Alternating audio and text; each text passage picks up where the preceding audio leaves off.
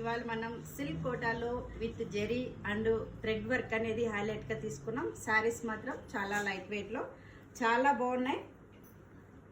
శారీ అంతా కూడా మనకి లైట్ గ్రీన్, అలాగే మిడిల్ వైజ్ అడ్డం లైన్స్ అనేది జరీతో తీసుకున్నాం.